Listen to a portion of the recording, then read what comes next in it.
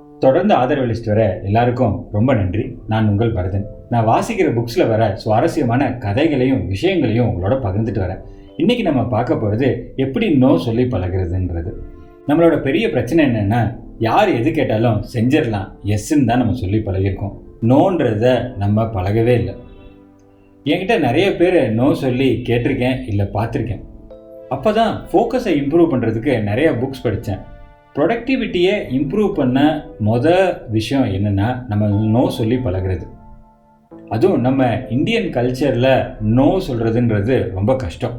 எப்படி நம்ம போய் ஒரு ஃப்ரெண்ட்கிட்ட நோ சொல்கிறது, இல்லை நம்ம பாஸுக்கிட்ட போய் எப்படி நோ சொல்கிறது, அவ்வளோதான், நம்ம கரியரே முடிஞ்சிடும்ன்ற பயமும் நம்மக்கிட்ட இருக்குது. அது மட்டும் இல்லாமல் நோவை எப்படி ஸ்டைலாக சொல்கிறது அப்படின்றத இன்றைக்கி நம்ம வீடியோவில் பார்க்க போகிறோம். ஜாஷ் பில்லிங்ஸ் என்ன சொல்கிறாருன்னா, நம்ம வாழ்க்கையில் எஸ்ஸை வேகமாக சொல்கிறோம், ஆனால் நோவை ஸ்லோவாக சொல்கிறோம். ஆனால் அதை அப்படியே நம்ம உல்டாவாக பண்ணணும். வாங்க நோ சொல்கிறது எப்படின்னு பார்ப்போம். இன்றைக்கி வீடியோவை நம்ம 3 பாகமாக பிரிக்க போகிறோம்.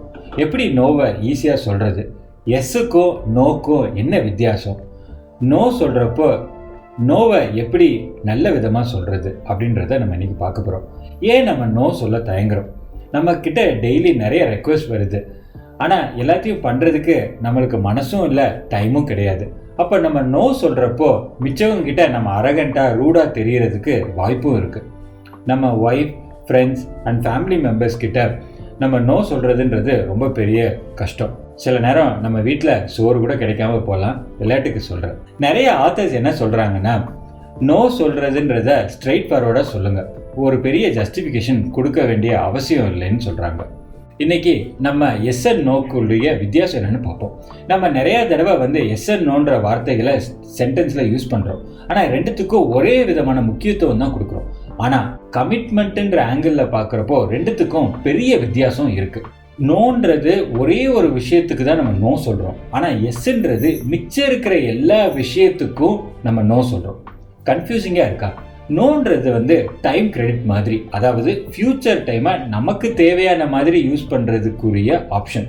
அதே எஸ்ன்றது டைம் டெபிட் மாதிரி, அதாவது ஃப்யூச்சரில் நம்ம கொடுத்த கமிட்மெண்ட்டுக்காக நம்ம டைமை கண்டிப்பாக ஒதுக்கியே ஆகணும். நம்மளாலலாம் எப்படி நோ சொல்ல முடியும்? அதெல்லாம் பவரில் இருக்கிறவங்க இல்லை கோடீஸ்வரர்களால் தான் சொல்ல முடியும்னு நீங்கள் நினச்சிங்கன்னா அது ஓரளவுக்கு உண்மைதான். ஏன்னா அவங்களால தான் வர புது மகாலட்சுமியை வேணான்னு சொல்ல முடியும். ஏன்னா அவங்ககிட்ட ஆல்ரெடி லட்சுமி இருக்குது. நம்ம சக்ஸஸ்ஃபுல்லாக ஆகணும்னா கண்டிப்பாக நம்ம நோ சொல்லி பழகணும். வாரன் புஃபே என்ன சொல்கிறாருன்னா, the difference between successful and very successful person is the very successful people often say no to almost everything அப்படின்றாரு. அதாவது சக்ஸஸ்ஃபுல் பர்சன்ஸ் தான் அதிகமாக நோ சொல்கிறாங்கன்றத அவர் சொல்கிறாரு. எப்படி நோவை நல்ல விதமாக சொல்கிறதுன்றத பார்ப்போம். நிறைய பேர்த்துக்கிட்ட பேசினப்போ ஒரு விஷயம் புரிஞ்சுது. யார் ஒருத்தங்க தன்னோட ப்ரையாரிட்டிஸில் கிளியராக இருக்காங்களோ அவங்களால ஈஸியாக நோ சொல்ல முடியுது. அதே மாதிரி நம்ம நோ சொல்கிறப்போ அதில் ஒரு நேர்மையும் உண்மையும் இருக்கணும். அப்படி இருந்தால் கேட்குறவங்களுக்கு நம்மளோட நிலைமை புரியும். எப்படி ஃப்ரெண்ட்ஸ் கிட்ட நோ சொல்கிறதுன்றத என்னோட ஃப்ரெண்ட் டாக்டர் ரவி சுரா கிட்ட பேசினேன். அந்த வீடியோவை இப்போ நம்ம பார்ப்போம். Thank you so much, Ravi, for taking your time and joining us and helping our viewers in this critical topic of saying no to our close friends and family circle. Yeah. So it was an interesting thing that you brought up, especially saying no to friends, family, and those who are close to you is probably the most difficult one, because you don't want to disappoint them for first thing, right? However, at a lot of times you will face a situation and you have to say no, and the best way, at least I have found, is as long as you say no and tell them the reasons why you're saying no, and they have trust in what you say. Usually they know that you're not lying just to get out of the things, right? They trust you.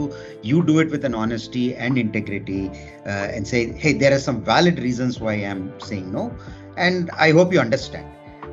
Now there is a possibility that they might not understand, or they might insist, no, you have to do this, but you have to stand firm. And at that point they will understand that this is something important to you, and you would not have said no without a very strong reason. And I'm sure if they are really good friends and you have a good relationship with them, that will not be in danger just because you are saying no.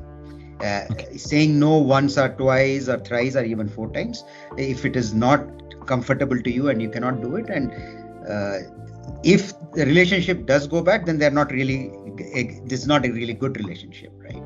Yeah, correct. So I think most relationships, if they're good enough, survive a few no's. It's perfectly fine. And I'm sure that what people do appreciate is that you are being honest with them, not saying yes and then not doing it, which is actually a worse off situation than saying no and being clear about, okay, I can't do this at all, right? So that's my perspective, and that seems to have worked. நம்ம no சொல்றதுனால நம்ம relationship affect ஆகுமான்னு நம்ம நினைக்கிறோம். ஆனா ரிலேஷன்ஷிப்போட basement என்னன்னா trust தான். நம்ம நோ சொல்றதுனால நம்ம ஃப்ரெண்ட்ஸ் நம்மளை விட்டு போயிடுவாங்கன்ற அந்த பயத்தை முதல்ல விடுங்க. அப்படியே நம்ம ஃப்ரெண்ட்ஸ் நம்மளை விட்டு நம்ம நோ சொல்றதுனால போயிட்டாங்கனாலும் அது ஒரு நல்ல ரிலேஷன்ஷிப் கிடையாது. அதுக்காக நீங்க வருத்தப்படவும் தேவையும் இல்லை. என்னால் நோவை டைரக்டாக சொல்ல முடியாது அப்படின்னு நீங்கள் நினைக்கிறீங்கன்னா என்னோட கேலண்டரை பார்த்து சொல்கிறேன்னு சொல்லிட்டு நீங்கள் வீட்டுக்கு வந்ததுக்கு அப்புறம் ஒரு இமெயிலோ ஒரு எஸ்எம்எஸ் மூலமோ சாரி ஐ எம் நாட் அவைலபிள்னு நீங்கள் சொல்லிடலாம். சரி, ஒரு ஃப்ரெண்ட்ஸ் அண்ட் ஃபேமிலி மெம்பர்ஸ் கிட்ட நம்ம நோ சொல்கிறத பார்த்தோம். ஆனால் பாஸ் கிட்ட எப்படி நோ சொல்கிறதுன்றது நீங்கள் கேட்குறீங்க. அதுக்காக நான் என்ன பண்ணேன்னா, திரு பாஸ்கர் நடராஜன் இந்தியாவோட ஒரு தலை சிறந்த சிஇஓ மற்றும் சிஎக்ஸ்ஓக்கு கைடன்ஸ் தரக்கூடிய ஒரு பெரிய கோச். அது மட்டும் இல்லாமல் டீம் பர்ஃபார்மன்ஸை இம்ப்ரூவ் பண்ணுறதுக்காக நிறைய ரிசர்ச்சும் பண்ணியிருக்காரு, நிறைய ப்ராஜெக்டும் பண்ணிட்டு இருக்காரு. அவர்கிட்ட பேசினப்போ ஒரு விஷயம் நல்லா புரிஞ்சது. That's right, Bharathan. Saying no becomes even more difficult when it comes to your own manager. Why is it so? There could be many scenarios.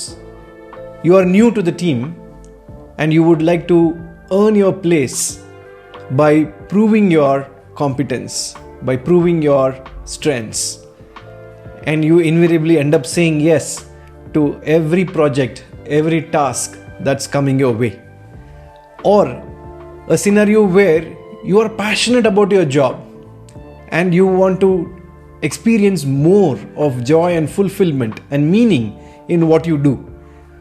And you end up saying yes to everything that's coming your way. Or a scenario where you already have a strained relationship with your manager and you believe that saying no would further strain. So you invariably end up saying yes. There is a saying which I learned from one of my mentors. Good work gets punished with more good work. Where people who do shabby job get away by not getting these assignments. Why is it so? Your manager wants to look good in front of their key stakeholders. So they rely upon you to deliver to the utmost quantity and quality within the deadline.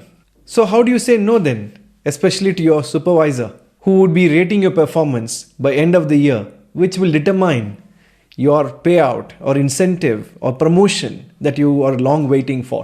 One way is to list out all the areas that you're working on and ask your supervisor to prioritize for you so that you may say no to something to make way for the new task or assignment that's coming your way.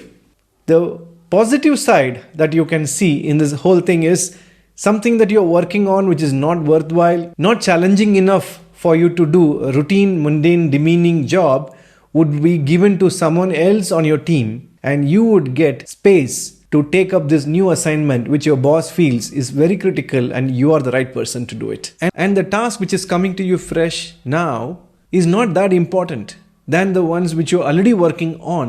Your boss may decide not to give it to you anyway because it will compromise quality of your output and they may end up looking bad in front of their key stakeholders. So you are saved by saying no either ways. So there is a benefit of saying no with a subtle twist there. The other way is to be honest and assertive in saying this is your bandwidth. It's very difficult for you to take up or accept any new responsibility. Thank you, Bharathan, for this opportunity. என்னோட ஃப்ரெண்டோட கம்பெனியில் நடந்த விஷயத்தை நான் பகிர்ந்துக்கிறேன். என்னோட friend அவரோட ஜூனியருக்கு ஒரு வேலை கொடுத்தார்.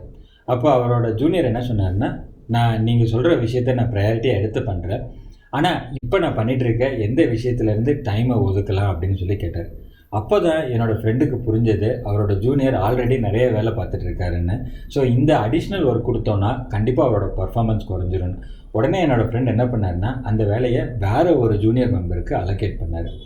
ஸோ இது மூலமாக என்ன புரிஞ்சதுன்னா, நம்ம பாஸ்கிட்ட நம்ம நோ சொல்லலாம். ஆனால் நோ சொல்கிறப்ப நம்ம ப்ராப்பர் ரீசனோடு நீங்கள் சொன்னீங்கன்னா எந்த ஒரு பாஸும் உங்கள் நிலைமையை புரிஞ்சுட்டு கண்டிப்பாக உங்களுக்கு ஹெல்ப் பண்ணுவாங்கன்னு. இது மட்டும் இல்லாமல் நோன்னு சொல்லாமலே நோ சொல்ல முடியும். அது பற்றி விவரமான விஷயங்களை அடுத்த வீடியோவில் நம்ம பார்ப்போம். நீங்கள் எப்படி நோ சொல்கிறீங்க, இல்லை உங்களோட விஷயத்தில் எப்படி நம்ம நோ சொல்லலாம் அப்படின்ற கொஷின்ஸ் உங்களுக்கு இருந்ததுன்னா கண்டிப்பாக கமெண்ட் செக்ஷனில் சொல்லுங்கள். எனக்கு டைம் கிடைக்கிறப்போ நான் கண்டிப்பாக உங்களுக்கு ரிப்ளை பண்ணுறேன். இந்த வீடியோ உங்களுக்கு பிடிச்சிருந்ததுன்னா உங்கள் ஃப்ரெண்ட்ஸ் அண்ட் ஃபேமிலி மெம்பர்ஸ் கிட்ட ஷேர் பண்ணுங்கள். உங்களோட லைக் அண்ட் சப்ஸ்கிரிப்ஷன் என்னை மோட்டிவேட் பண்ணும். மீண்டும் அடுத்த வாரம் மேலும் ஒரு சுவாரஸ்யமான தகவல்களோடு உங்களை சந்திக்கிறேன். அதுவரை உங்களிடமிருந்து விடைபெறுவது உங்கள் பரதன். நன்றி, வணக்கம்.